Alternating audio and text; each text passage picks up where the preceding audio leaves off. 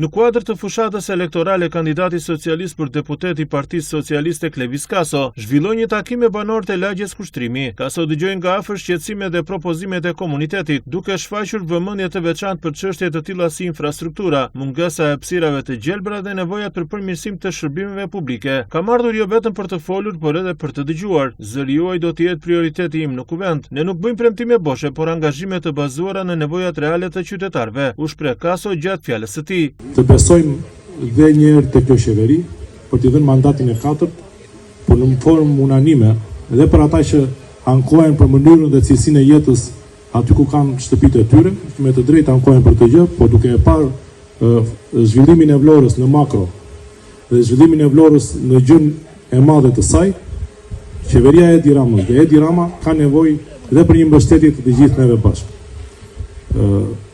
Duke marrë parasysh që në 2030 ne kemi një target ose një deadline për të shkuar në Bashkimin Evropian.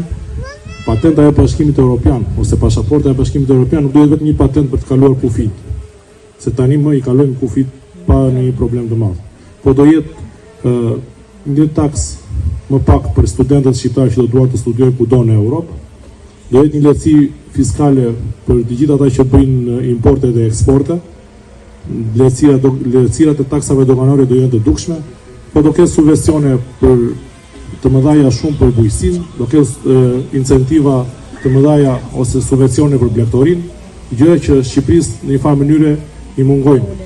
Të gjitha ato janë 1 miliard euro. Nëse investohen vetëm nga Bashkimi Evropian 1 miliard euro, cilësia e të gjithëve neve këtu ndryshon. Ai prezantoi gjithashtu disa nga pikat kryesore të platformës së tij, ndërtoi investime në infrastrukturën urbane. Gjatë bashkëbisedimit, Kaso theksoi rëndësinë e dialogut të drejtë për drejtë me qytetarët dhe premtoi angazhim maksimal për zgjidhjen e çështjeve që shqetësojnë lagjen. Banorët e lagjes e pritën me interes takimin dhe vlerësuan qasjen e drejtë për drejtë të kandidatit, duke i kërkuar që të mbajë fjalën dhe të jetë një zë i fortë për komunitetin në kuvend.